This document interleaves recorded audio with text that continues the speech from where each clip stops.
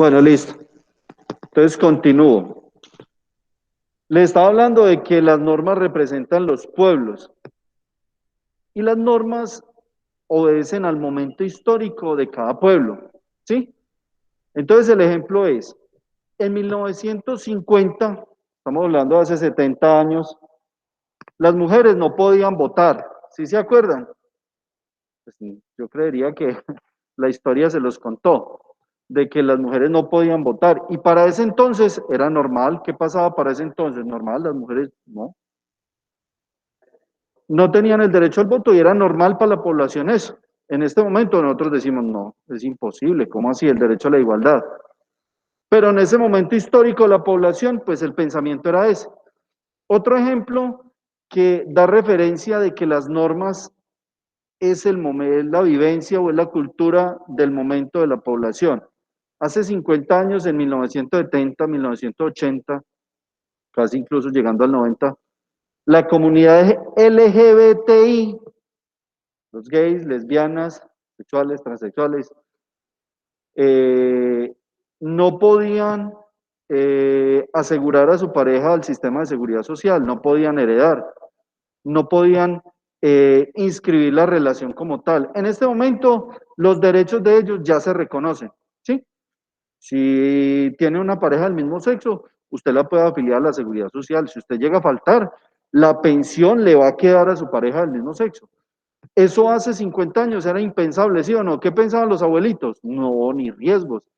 Entonces esa es la referencia que les traigo frente a la evolución de las normas. ¿Se imagina qué era esta constitución de 100 años en 1991? O sea, estábamos gobernados por unas leyes que no se parecían en nada a lo que éramos como población. Tanto es así que esta constitución de 1886 estaba amparada en la Iglesia Católica, porque era la iglesia, era la religión oficial del país. Aquí la religión oficial era la católica. Entonces, si yo quería rezarle al diablo, no podía, porque entonces la ley me decía que no, que era nada más la iglesia católica. En este momento, a partir del 91, pues nació un derecho ahí fundamental, que es la libertad de cultos. Entonces ahora hay más iglesias que negocios, pues sin ofender a nadie, porque pues hay religiones muy buenas, pero también hay unas que son negocio. Eso no es mentira pues, para nosotros como ciudadanos. Entonces,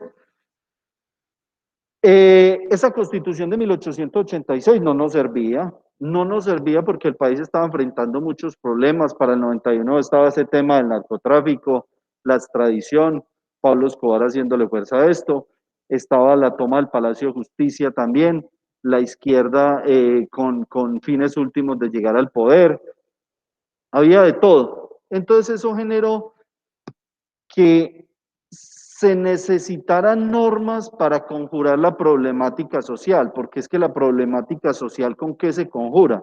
También les voy a dar el ejemplo. Problema del COVID. ¿Qué hizo el presidente? Empezó a expedir decretos tratando de conjurar la situación. Lo mismo pasó en ese entonces. Habían muchos conflictos y la sociedad los tenía que enfrentar a través de normas, pero normas que representaran la sociedad, no esas normas antiguas que no servían. ¿Qué tocó hacer? Entonces, hubo un movimiento estudiantil que decidió llevar eso a una Asamblea Nacional Constituyente. Ese movimiento se denominó, lo llamaron para esas elecciones la séptima papeleta. ¿Qué es la séptima papeleta? Unos estudiantes, ahí estuvo Clara López, la alcaldesa de Bogotá, estuvo en ese movimiento para crear una nueva constitución política. El ex procurador Carrillo también estuvo en eso, cuando ellos eran pelados jóvenes que estaban en la universidad, en 1991.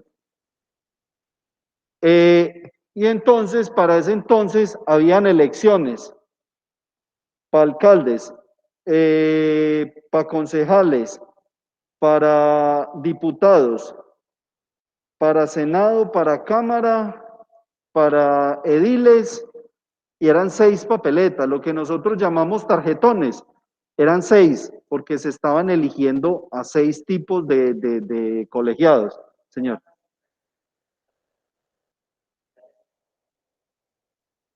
Sí, se realizaban juntas, sí, eso cambió fue con la Constitución del 91. La pregunta del compañero era que si, no, las presidenciales no. Las presidenciales, la pregunta del compañero para los que están allá a través de las TICs es que si las presidenciales, las elecciones presidenciales y lo de los concejales, diputados y senadores se realizaba al mismo tiempo. No, siempre ha sido así transversal, digámoslo así, cada 2 años. Entonces, para ese entonces, habían seis elecciones, pues a diferentes colegiados. Por eso se llamó la séptima papeleta, porque introdujeron una nueva papeleta y le preguntaron a los colombianos, porque con base en esta pirámide, miren acá, miren la pirámide, ¿quién es el que hace la constitución? Al frente está el pueblo. Nosotros, Exactamente. Entonces, ¿qué pasó en ese entonces? Se le preguntó al pueblo, venga pueblo, quiere hacer una constitución política nueva para Colombia. En esa papeleta o en ese boleto le preguntaron a los colombianos, ¿quieren una nueva constitución? Y el pueblo salió a decir, sí, queremos una nueva constitución. A partir de allí, entonces, ¿qué hace? Se nombra una Asamblea Nacional Constituyente. ¿Qué es la Asamblea Nacional Constituyente? Son delegados elegidos por el pueblo para redactar la Constitución. Esta Constitución de nosotros, la Constitución de 1991, dicen los estudiosos que es una de las más avanzadas de América, ¿sí? Primero porque es muy nueva, ¿cierto? Está relativamente nueva. Y aparte de eso, en esa constituyente, así se llama la constituyente, a través de una Asamblea Nacional Constituyente, estaba representada por todos los gremios. Entonces estuvieron los de izquierda, porque acuérdese que la toma del Palacio de Justicia, entonces ahí estuvieron los que llamaban la guerrilla. Ahí estuvo Gustavo Petro, estuvo Navarro Wolf, que era guerrillero también, estuvo el de Bigote ese, Serpa, estuvo expresidentes, creo que estuvo ahí Gaviria, creo que fue. Mejor dicho, para ese entonces se convocó una asamblea y los delegados pertenecieron a todos los gremios. Quiere decir que habían de izquierda, de derecha, de ultraderecha, estaban los sindicatos, estaba el gremio de obreros, mejor dicho, concurrieron a esa asamblea representantes de todos los gremios. Entonces, cuando usted va a redactar una constitución y usted tiene en cuenta todo el pueblo, ¿cómo creen que queda la constitución? Por eso dicen que esa constitución de nosotros es muy avanzada y muy buena, porque para ese entonces se tuvo en cuenta todo el pueblo y tiene normas en todo sentido. Por eso hay gente que dice es que usted es muy izquierdoso, ¿no? Primero conozca la constitución, es que estamos llenos de artículos digamos, que favorecen a los menos favorecidos. El, digamos, principio de solidaridad. Usted no los ve. En la Constitución hay un principio que se llama la solidaridad. Vamos a escribir porque los de acá quedan igual. La solidaridad está allí y uno dice, no, ¿eso cómo se aplica?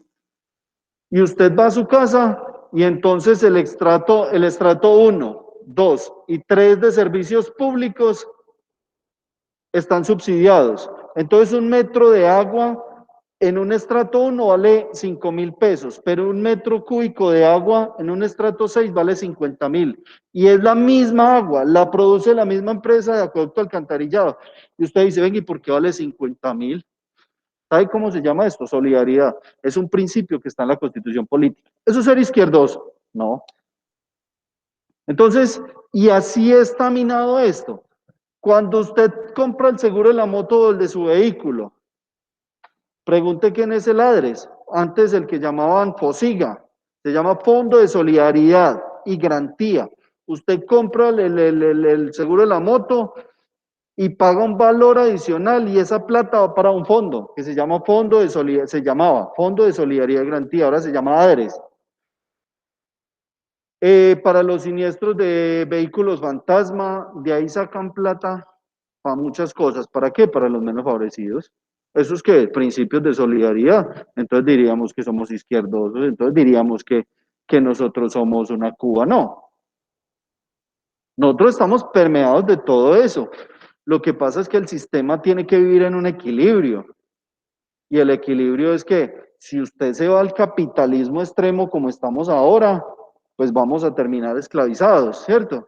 Porque el capitalismo en últimas es eso, la explotación del hombre por el hombre y el rico cada vez más rico. Eso es el capitalismo. Y si usted se pone a leer libros sobre esto, el capitalismo tiene que ser intervenido por el Estado, porque si no se lleva a toda la gente, convierte esto en esclavitud. Pero bueno, eso es otro tema que vamos a mirar más adelante. No podemos ahondar tanto porque estamos explicando este tema de la Asamblea. Entonces, esa Asamblea Nacional Constituyente tenía delegados de todos, ¿cierto? De todos los gremios. Se sentaron y redactaron la Constitución y quedó la Constitución Política de 1991. Usted se pone a leer, ahí nacieron muchas cosas buenas, entre esa la acción de tutela, que se convirtió en un mecanismo de la defensa de nosotros sobre nuestros derechos fundamentales. ¿O quién no utiliza una tutela? En un país donde usted pide una cita médica y se la dan para dentro de 5 meses, eso es un desastre. Usted pide una cirugía de urgencia y le dicen, no, no hay los insumos, esperemos a ver. Es que no tengo contrato con el prestador del servicio, esperemos a ver. Entonces la tutela se convirtió en eso. Eso nació con la Constitución del 91. ¿Alguna pregunta para los muchachos de las TICs? ¿Tienen alguna duda? ¿Me están entendiendo? Sí, Sí, profe, sí profe. entendiendo. Sí, Sí, profe. profe, todo bien.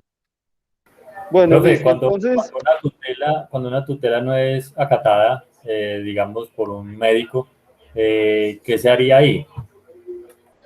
generalmente yo cuando presento una tutela no la presento contra personas o sí contra personas, pero en este caso el ejemplo que usted está poniendo, está planteando, yo tengo que presentar tutelas contra la entidad, porque el médico lo único que hace es recibir órdenes, está subordinado. A menos que sea, por ejemplo, una tutela por un aborto. Ustedes saben que el aborto está despenalizado en 3 oportunidades: malformación del feto, peligro de muerte de la mamá o violación. Entonces usted va a practicarse, la jovencita va a practicarse el aborto, el médico se niega. Ahí lo que tiene que hacer la EPS es asignarle a otro médico que lo haga, porque al médico no lo pueden obligar por la objeción de conciencia. El médico puede considerar que no, que eso es uno, pues que dentro de su de ética profesional no está obligado a hacer eso por la objeción de conciencia, entonces lo que tiene que hacer la EPS es asignar otro médico. Si la EPS no cumple, la tutela trae unas sanciones que son arresto y multas. Si el representante legal de la EPS no quiere cumplir, usted inicia un incidente de desacato informándole al juez, vea, usted le dio una orden a la EPS, no la ha cumplido, arreste al representante legal. Y ese es el mecanismo como de presión para que ellos puedan cumplir con la ordenada. ¿Listo? Esa era la pregunta. Sí, profe, muchas gracias. Listo, bueno, entonces seguimos acá. 380 artículos tiene la Constitución Política, hay de todo, le han hecho reformas, todas las que quieran, en este momento llevamos casi en 40 reformas constitucionales, o sea que nuestros gobernantes están modificando lo que nosotros hicimos como pueblo. Y les voy a dar un ejemplo. Nosotros redactamos la Constitución y consideramos que eso era lo que necesitaba. Pero acá abajo está el Congreso, mírenlo nada bajito del pueblo. Nosotros los elegimos a ellos y eso es algo que no se los puede olvidar como ciudadanos. Ellos son nuestros empleados y nosotros los elegimos a ellos para que ellos hagan la ley, mírenla acá, que está por debajo de la Constitución. En ese orden jerárquico, Kiko, que les vengo hablando, nosotros tenemos poder por encima de ellos como pueblo. Nosotros lo elegimos a ellos y mire lo que han hecho. Han reformado tantas veces la Constitución que ya llevamos casi 40 reformas constitucionales. Una de ellas muy famosa y que ha sido tema de debate es lo que era la reelección presidencial que con base en eso han reformado como 3 veces la Constitución. Su presidente, ¿cómo lo llamamos? Eterno. El presidente eterno fue el primero que empezó con el tema.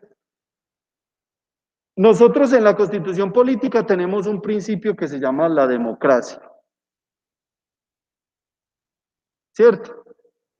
¿Qué es la democracia? La democracia es la rotación del poder. ¿Qué pasa en los países donde no hay democracia? Los que están allá en TICS, ¿qué pasa en los países donde no hay democracia? ¿Cómo se llama eso? De ahí, Profe, comunismo. Dictadura, ¿cierto? Comunismo, no, profe. No necesariamente comunismo, porque el comunismo puede funcionar sin la dictadura, sin que exista un poder siempre el mismo allí. ¿Sí? Entonces el comunismo o el socialismo es la filosofía, pero la dictadura es lo contrario de la democracia, ¿sí? Es de perpetuarse en el poder. ¿Claro ahí? Profe, pero es como de la misma línea la democracia con el comunismo con la dictadura. No, es que eso es lo que nos han querido hacer ver, de que el que es comunista es dictatorial, sí, pero no necesariamente, porque nosotros somos capitalistas y tenemos democracia, podemos ser capitalistas con dictadura. Es que en este momento, vea, le digo algo, en este momento en Colombia somos capitalistas con dictadura. ¿Por qué? ¿Cuánto tiempo lleva en el poder su amigo? Entonces estamos hablando pues disimulada porque puso otro payaso ahí, pero realmente eso es una dictadura. Es que la dictadura es lo contrario, o sea, la rotación del poder es la posibilidad que tienen los ciudadanos de acceder al poder y no perpetuarse en él. Lo que estamos hablando de capitalismo y de comunismo es la filosofía, ¿cómo administro yo el Estado? ¿Sí? Entonces mire que son dos conceptos diferentes. ¿Me entendió el mensaje? Sí, profe, muchas gracias. Listo. Entonces, resulta y pasa que la democracia es ese principio, rotación del poder. Resulta y pasa que cuando un gobernador de turno me dice a mí que cambiemos la constitución para permitir una reelección, el mismo pueblo está permitiendo o le está pegando una puñalada de muerte a la democracia. Usted está desconociendo un principio de los siglos, amén, porque este principio de la democracia es de muy antiguo y se practica en todos los países donde hay libertad de elección, libertad de los ciudadanos, que pueden los ciudadanos realmente ser partícipes de las decisiones que se toman en el Estado.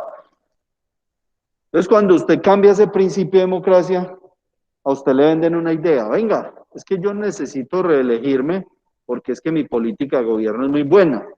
Entonces, si mi política de gobierno es muy buena, permítame seguir allí, ¿sí? Pero entonces hay algo que se llama las 3 ramas del poder público, el ejecutivo, el legislativo y el judicial, ¿cierto? Esas son las 3 ramas del poder público. El ejecutivo, ¿quién es? Es el presidente, ¿cierto? El legislativo es el que hace las normas y el judicial el que administra justicia. Ejecutivo administra, o sea, el presidente los recursos. Él invierte y decide a través de los ministerios cómo se gasta el dinero.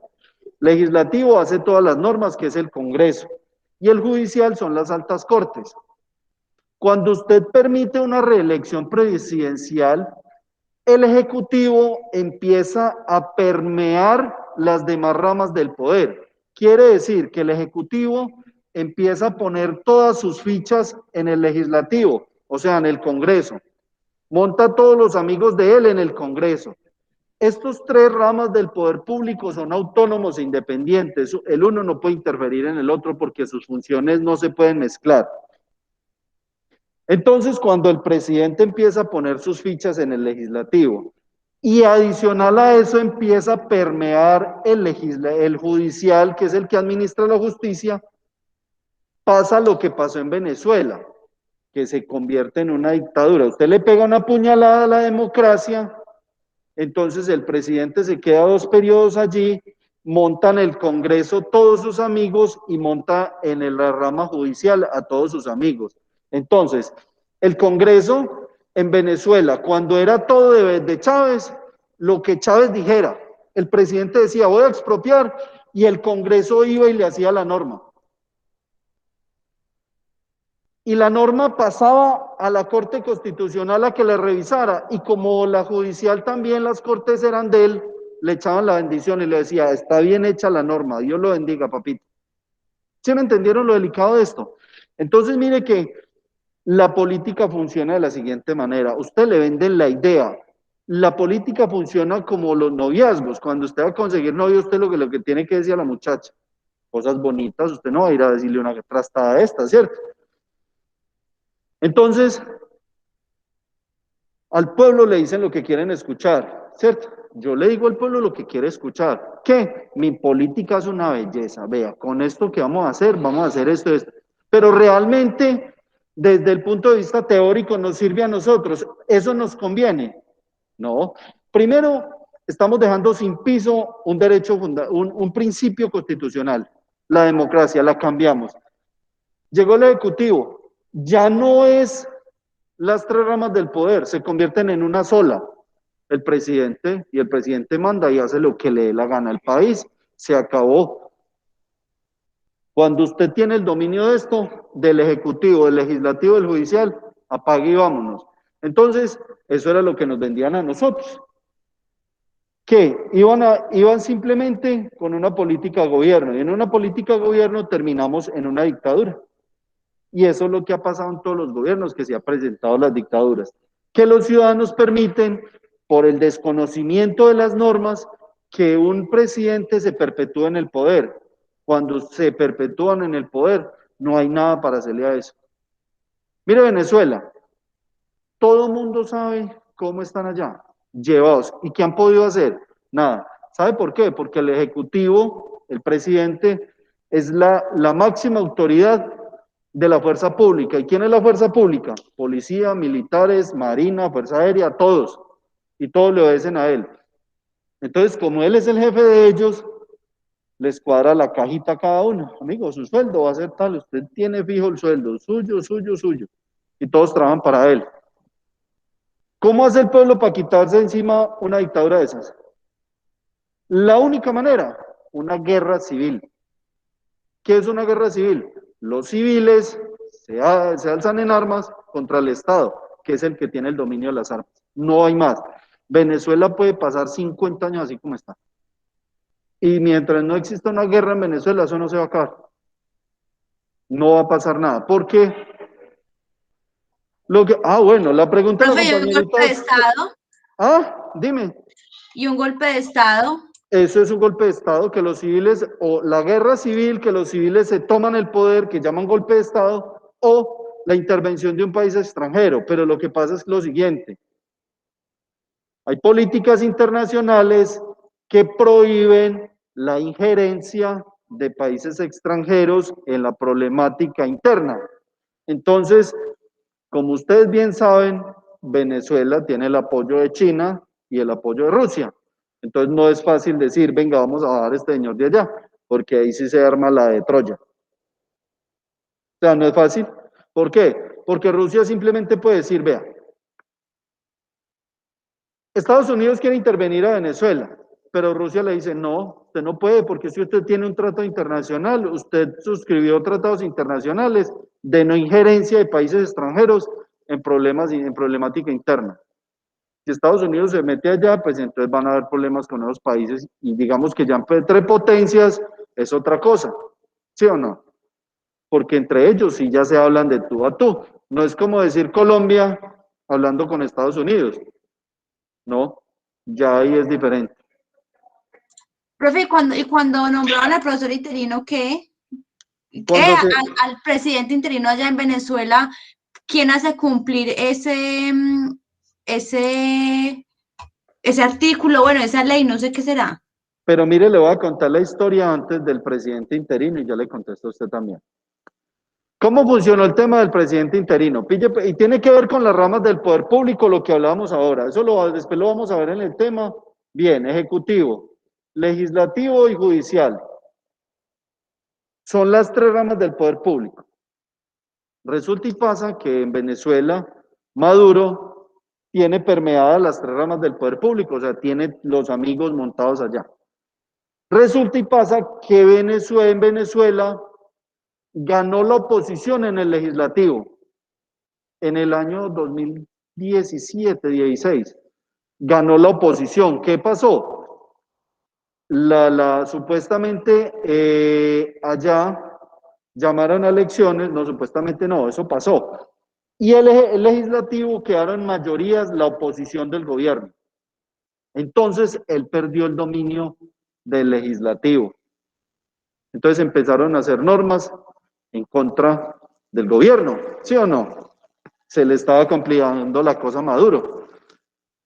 Inclusive, había una foto de Chávez allá en el recinto ese donde funcionan ellos, el Capitolio, no sé cómo se llama en Venezuela, acá se llama el Congreso, y había una foto de Chávez y la sacaron. La sacaron de identidad. ¿Qué hizo Maduro? Maduro convocó al pueblo a una Asamblea Nacional Constituyente. Pille la jugada que hicieron. Le dijo al pueblo, pueblo, ¿quién está por encima del Ejecutivo, del Legislativo y Judicial? El pueblo, ¿sí o no? Entonces, ¿quién es el único que puede bajar estos que se eligieron acá? El pueblo. Con el agravante de que la Comisión, el Consejo Nacional Electoral, el CNE, pertenece al Ejecutivo, o sea, tiene permeado también el órgano electoral. El Consejo Nacional Electoral pertenece a Maduro, ¿cierto? Pertenece en el sentido de que tiene los amiguitos de la EA. Llamó al pueblo a una Asamblea Nacional Constituyente y en esa Asamblea Nacional Constituyente le preguntó al pueblo, ¿vamos a disolver el Congreso? Y como el ACN que le certifica las elecciones era él, ganó. Entonces disolvieron otra vez el Congreso, después de que habían ganado. Chávez sacó de tajo eso. La noticia fue esa, que habían disuelto el Congreso en Venezuela. Listo. Montó la Asamblea Nacional Constituyente. En la Asamblea Nacional Constituyente debe haber digámoslo, un representante de esa Asamblea Nacional Constituyente. Resulta y pasa que infiltraron también la oposición, la Asamblea Nacional Constituyente, y se le montó ahí Guaidó. Guaidó quedó de dirigente de la Asamblea Nacional Constituyente. Y la Asamblea Nacional Constituyente lo nombró presidente. Como la Asamblea Nacional Constituyente representa al pueblo, supuestamente ese es el que reconocen los demás países en el extranjero, porque fue el que nombró la Asamblea Nacional Constituyente. ¿Me entendieron el enredo? Los que están en casa. Sí, profe. ¿Qué me ibas a preguntar? Tú me ibas a preguntar algo. Gracias ya. Ahorita me preguntaste algo, pero no. Bueno, entonces el tema es que la Asamblea Nacional Constituyente nombró de presidente a Juan Guaidó, por eso este es el que reconocen a nivel internacional todos los países, porque fue elegido supuestamente por el pueblo. Y el presidente no se ha querido bajar de allá. Y entonces usted dirá, venga, ¿cómo así? ¿Quién hace cumplir eso? Nadie, porque es que maneja las armas el presidente, tiene toda la fuerza pública a favor de él. Entonces, pase lo que pase con el pueblo, así el pueblo esté rebotado, el presidente no va a dejar que pase nada, porque él manda con la fuerza pública. ¿O quién le dice algo pues a las armas? Profe, o sea que le pagan a dos presidentes. ¿Cómo? Le pagan a dos presidentes. Pues digamos que sí, pero ¿de dónde va a sacar Guaidó la plata? Porque es que no tiene cuentas, las cuentas las tiene el Estado y las maneja Maduro y sus ministros. Exacto. Pero también, no, pero mire que le pasó algo. Venezuela tenía en España, creo que era, en Inglaterra, sí, tenía una cuenta con unos yo no sé cuántos millones de dólares. Como allá en Inglaterra reconocen esa Juan Guaidó, le dijeron, vea, esa plata la puede manejar usted. Entonces lo chalequearon de una vez. Le dijeron, vea, papito, aquí tiene platica para que financie esto de Venezuela, usted es el presidente. Y entonces ahí tiene unas platicas que ha recogido por ese tema. Y adicional a eso, Estados Unidos le paró unas petroleras Imaginen cómo es la doble moral, vea. El tema de la izquierda es saberlo entender. Yo le pregunto, ¿China está quebrado por la izquierda? Ellos son izquierdosos y son una dictadura. ¿Está quebrado? Es una potencia. Suiza. Va a Suiza y son de izquierda. Comunismo. ¿Están quebrados? No. ¿Sabe qué vale la política de izquierda o la de derecha? Sometimiento. ¿Cómo se quebró Venezuela? Venezuela no se quebró por el gobierno. Olvídelo en eso. ¿Qué es que se quebraron porque son de izquierda? No. Se quebró fue por las sanciones que impuso los países capitalistas por la implementación de políticas en el sentido de no respetar el capitalismo, de intervenir el capitalismo. Les voy a aterrizar la idea. Un país que decida ser de izquierda es una política que no comparten los países capitalistas, ¿cierto? ¿Qué pasa? Si usted es de izquierda, amigo, yo no le vendo nada a usted, nada. Y eso le pasó a Venezuela. Los países capitalistas se asocian y dicen, no le vendamos nada a Venezuela. Entonces usted está en su casa y tiene mucho dinero, como lo tenía Venezuela, pero por montones, porque era el tercer productor de petróleo y tenía hasta para tirar para arriba, para comprar lo que quisiera.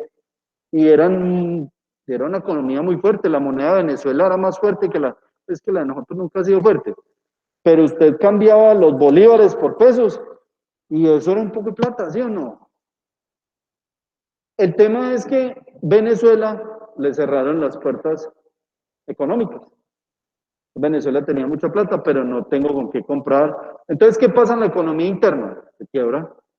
Todas las empresas quiebran, porque es que usted sí puede tener billete, pero si no tiene insumos, no tiene producción, no hay nada. Y si no le venden nada, tenían que traer la mercancía de China y se demoraba 4 meses. El país no aguanta, o sea, se quiebra. Venezuela está quebrado, ¿por qué? Por las sanciones económicas. ¿Qué le pasa a Cuba? Sanciones económicas que no le venden nada y a ningún capitalista vecino le vende nada. Entonces, el país no tiene cómo sobrevivir, pero póngale mercancía a Venezuela ya, póngale todo el insumo capitalista. ¿Qué pasa? Común y corriente. Lo que pasa es que el capitalismo no le gusta que le intervengan las empresas de los amigos, de los capitalistas.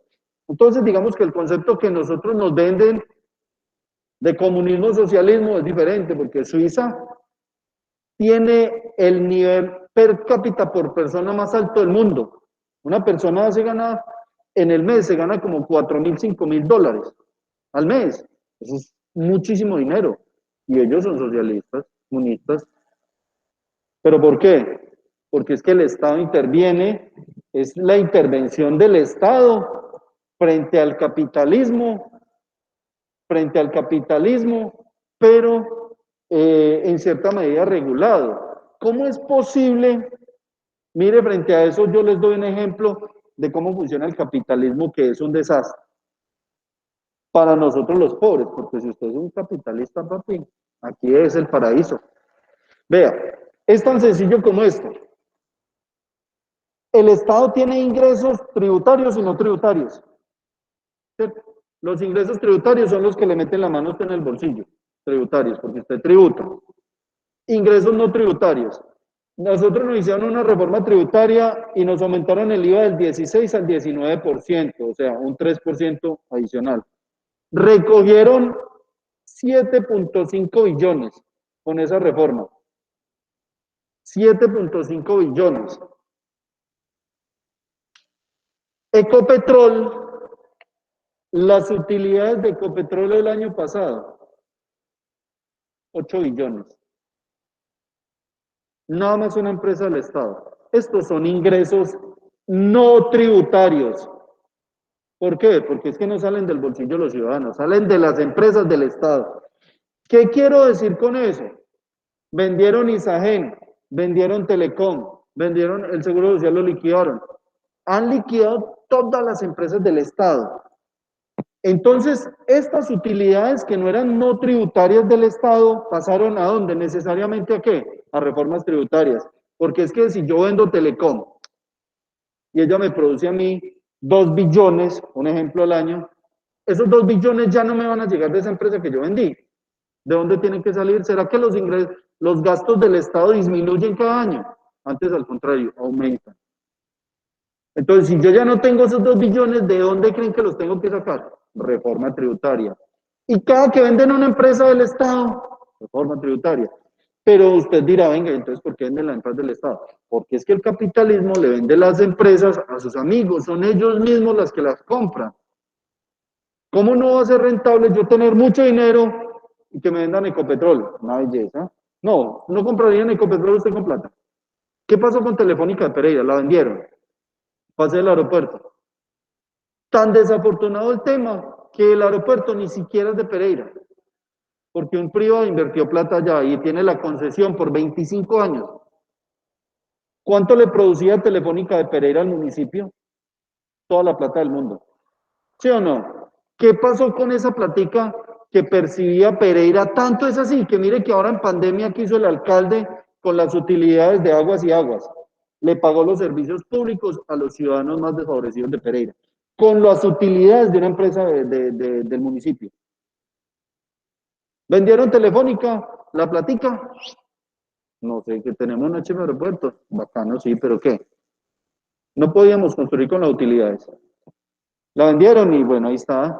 Entonces ese es el último fin del capitalismo, acabar con lo común, porque es que esas empresas son de lo común, todo lo que tiene el Estado es de nosotros, y nosotros a través de esa idea del capitalismo dejamos que privaticen, privaticen, privaticen.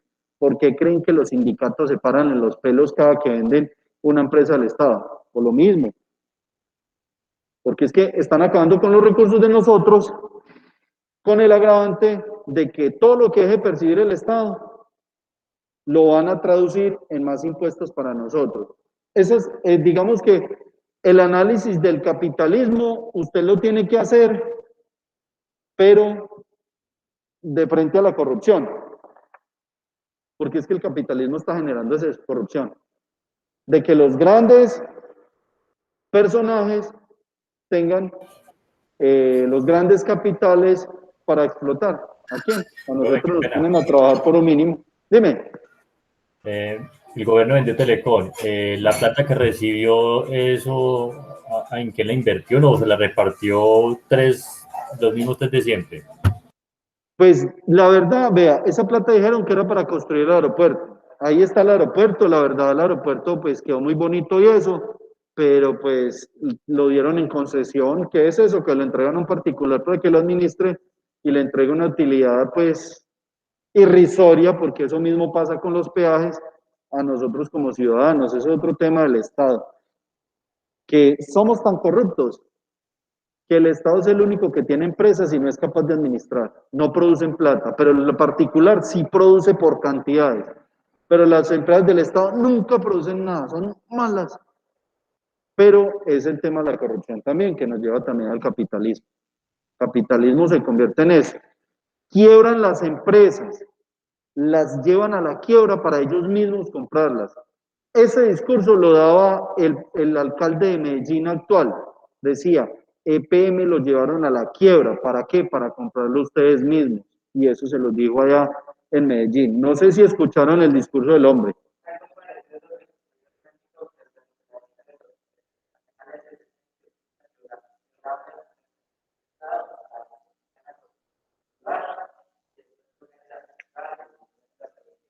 Por eso, es que eso es el negocio. Llegan las empresas, las quiebran, las compran, las vuelven productivas y las vuelven y las venden.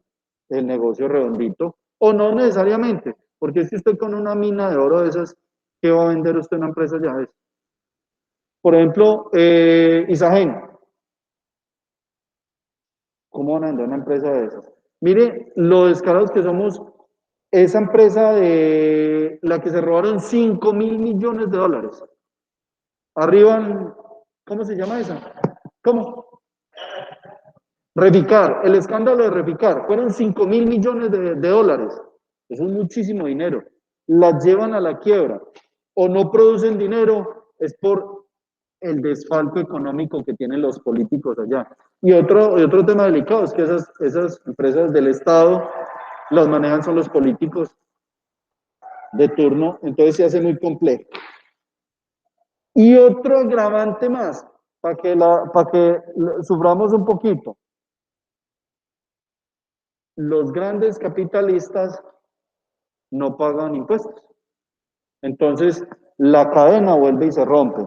Les dije, ya no tenemos ingresos no tributarios, tenemos impuestos, pero los impuestos los paga la clase media, porque la clase alta no paga. ¿Han escuchado algo que se llaman los paraísos fiscales? ¿Sí saben qué son los paraísos fiscales o no? Sí, profe, que tienen cuentas en unos países que no tributan, ¿cierto? Que no le rinden tributación a nosotros, algo así.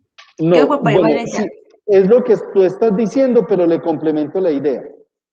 Resulta y pasa que hay países que tienen normas, por nuevamente la pirámide jerárquica de las normas, la constitución política establece que yo soy soberano dentro de mi estado y yo hago las normas que a mí me den la gana, ¿cierto? Y entonces yo implemento políticas de la siguiente manera. Ciudadano extranjero que traiga dinero acá a Panamá, porque vamos a hablar de un paraíso fiscal Panamá,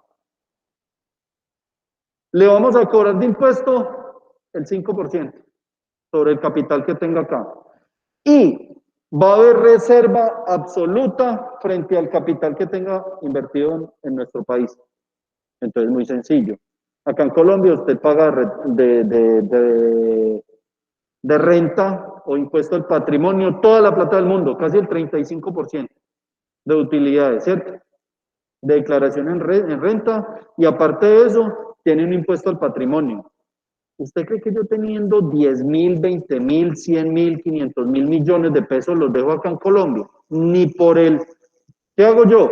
Voy, los llevo a un paraíso fiscal y les digo, tengo esta platica. Entonces, no le diga a Colombia que yo la tengo acá. Entonces, Colombia no le puede cobrar tributos porque no sabe dónde tiene la plata. Y si el país sabe que yo tengo inversiones en España, en Estados Unidos, de allá sí me las cantan. Me dicen, vea, pilas que este señor tiene 4 casas acá, esto y esto, cobra el impuesto sobre eso. Pero si yo estoy en un paraíso fiscal, Colombia, como dicen por ahí, quedó sana. No sabe qué plata tiene el ciudadano. Entonces el ciudadano acá tiene las megas empresas, produce plata, produce, la saca del país, la lleva al paraíso fiscal, vuelve y explota acá el territorio, saca todos los recursos, se los lleva allá y hágale. ¿Paga impuestos? No. ¿Qué hace esa cadena? Capitalismo neto. Explotación del hombre por el hombre, los recursos los saca del país, los tienen por ahí en un paraíso fiscal y listo, no paga nada. Entonces, ¿quién paga los impuestos? ¿Los pagan los grandes terratenientes? No, esos no pagan impuestos. Entonces, mire lo delicado de la situación. Se quedan con las grandes empresas, los grandes capitales, y ni siquiera contribuyen con lo que les toca pagar, que son los impuestos. Y pero yo hago una pregunta. Ardila no paga nada. ¿Ah? Ardila Luna en todas las empresas no pagaría impuestos. No, lo que pasa es que las empresas que ellos tienen legalizado una parte del dinero acá, pero tengan en cuenta que mucha otra no. Los demás que deben tener por ahí sus colchones llenos en otra parte, pues es que ellos tienen acá lo que les toca tener, porque digamos en los bancos del sistema financiero les exige tener un número un capital necesario acá, pero de resto, de más que debe tener. Profe, entonces, sí. Yo hago una consulta, entonces ahí tendrían que manipular la contabilidad porque ellos tienen que reportar en su contabilidad ciertos ingresos. Por ejemplo, si venden 10 millones, hoy tienen que reportar los 10 millones. Si ellos manipulan, dirían que vendieron 5 o 2 millones para poder ese dinero mandar al paraíso fiscal, ¿no? Pues sí, pero no. Usted sabe que en la contabilidad también está la trampa. Eso es lo de menos.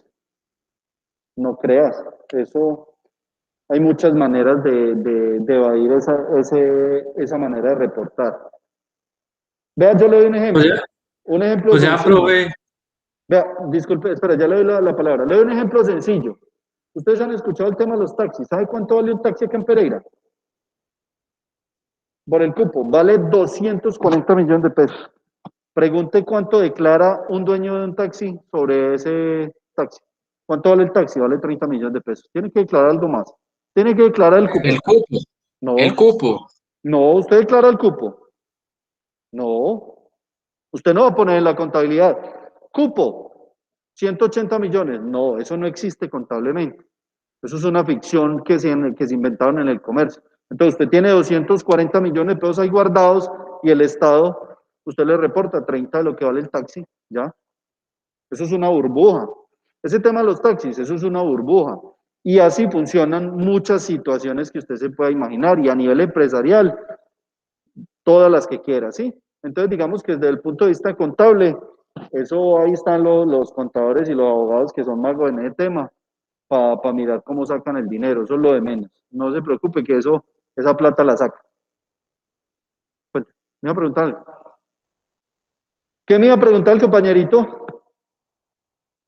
O sea, profe, que esos grandes capitalistas están en un constante lavado de activos, como se dice, como un delito, por decirlo así, pero pues no, como es manejado por ellos, no los sacan a relucir.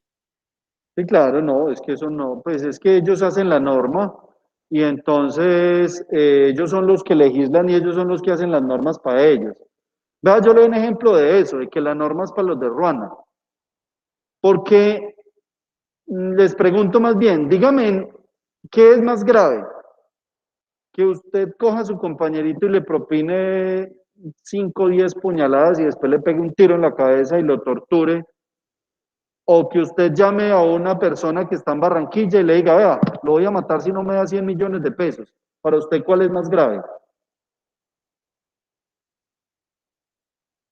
Matar a la Para mí, amiga. Obviamente el que le pegó las puñaladas y el tiro, al otro simplemente le estoy haciendo una llamada. Le estoy diciendo, allá en Barranquilla, y no me trae 100 millones, lo mato. Pero ya lo mató. No, simplemente le dijo que lo iba a matar. O sea, mire que la conducta es totalmente diferente.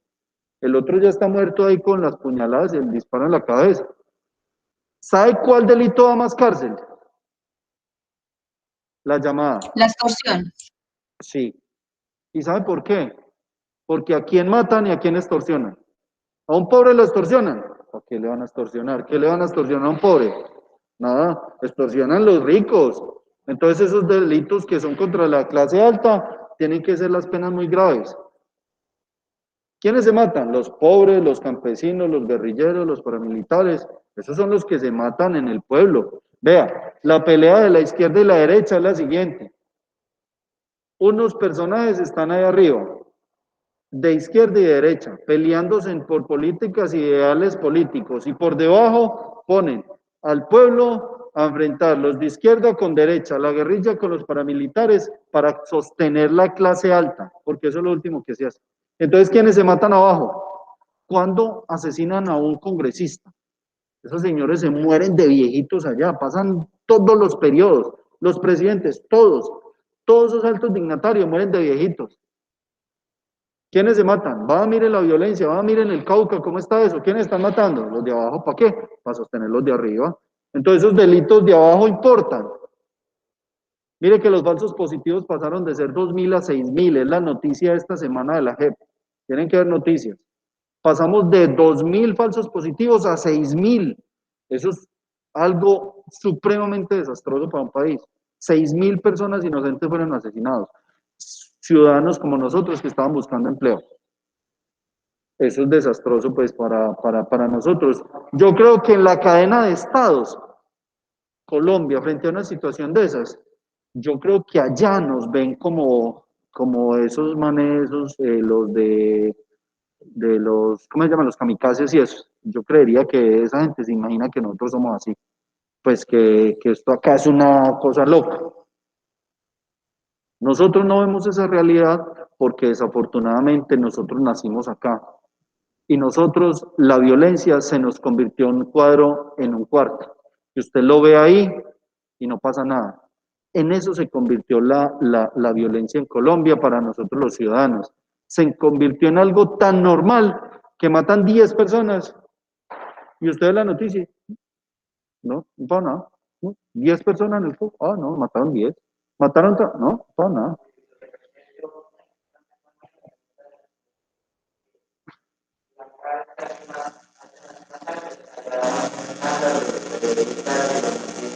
Acá nosotros convertimos la violencia en la normalidad. Yo creo que nos asustamos más si pasan 15 días sin que haya un asesinato, ¿no creen? Nos asustamos más por eso. Y entonces, pues el país va a seguir sumido en el tema porque desafortunadamente nosotros llevamos el tema de la violencia en nuestros corazones. Y eso genera que seamos indiferentes ante esto.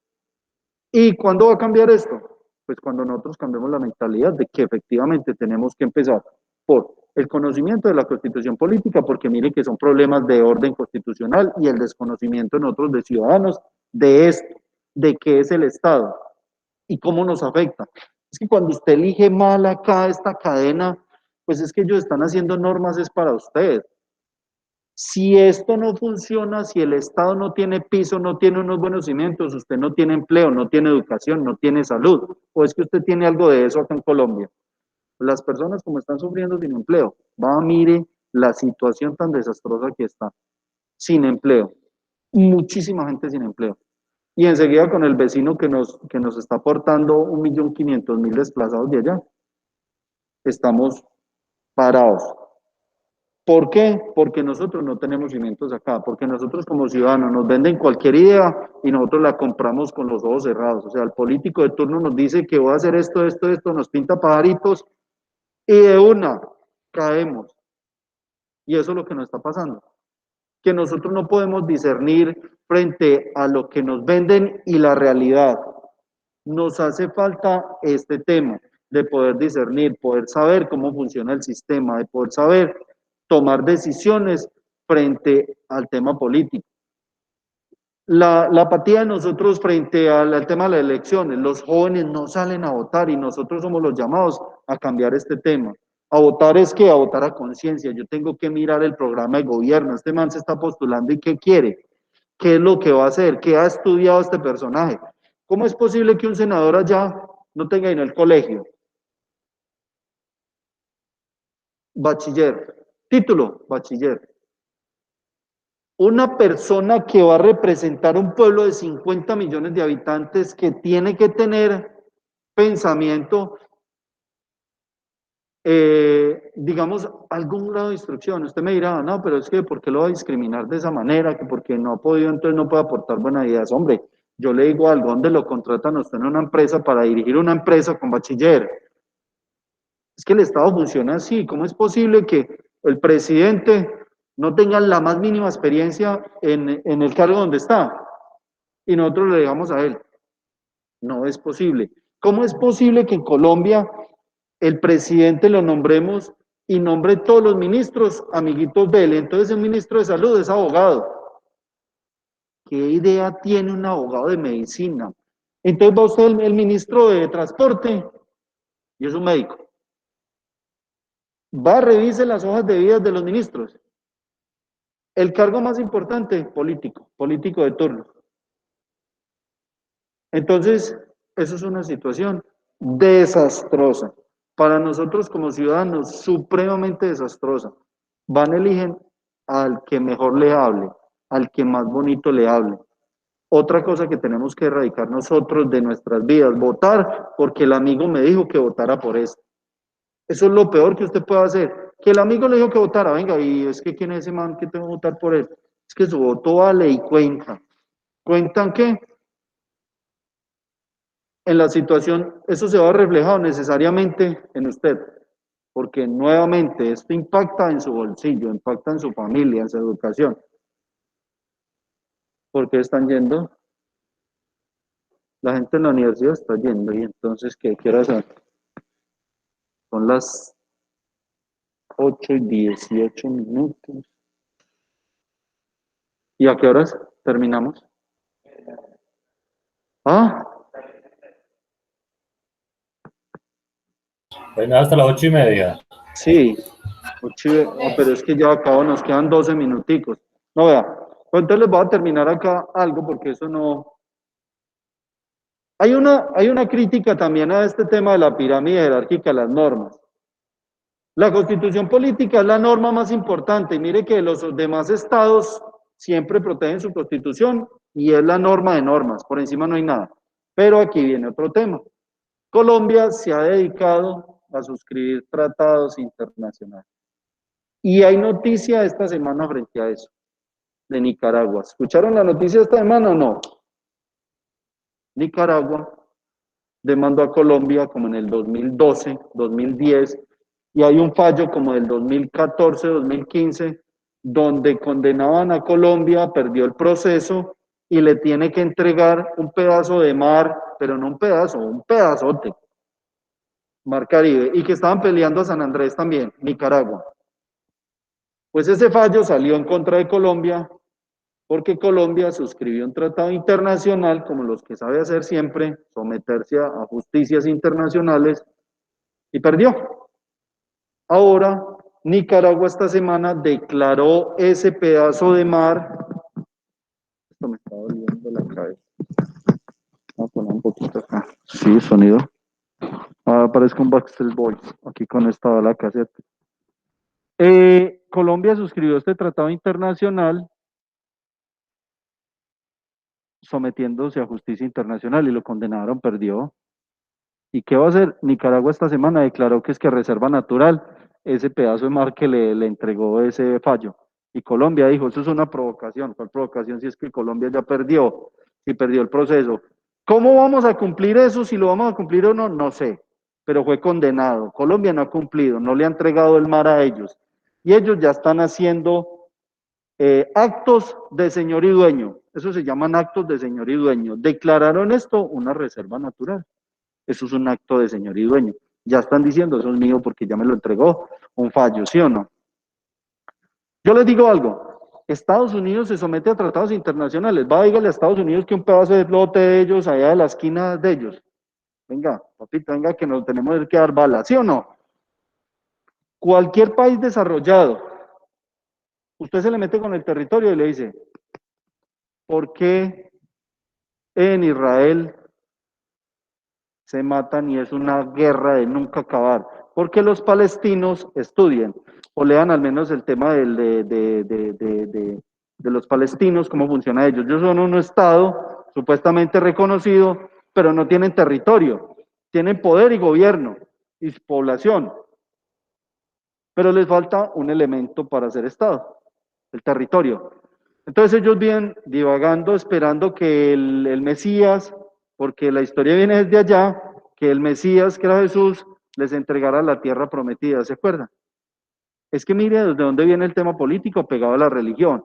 Y entonces ellos andan divagando y donde llegan hay guerra, ¿cierto? Y eso allá se la pasan en guerra por el tema del territorio, porque no hay un mecanismo ni una autoridad internacional que obligue a los estados. Y Colombia se sometió a eso a través de un tratado internacional.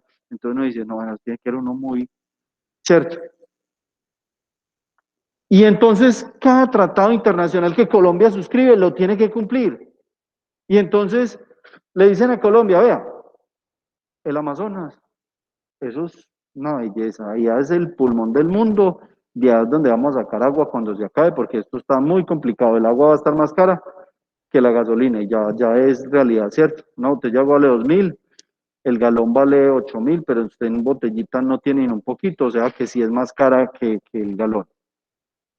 Y le dicen a Colombia, vamos a suscribir un tratado internacional, pues, y le dicen a los ciudadanos, a nosotros nos dicen, suscribamos un tratado internacional bien bacano, declaremos el Amazonas patrimonio de la humanidad, ¿qué piensan ustedes? Bacano, ¿lo van a cuidar, sí o no?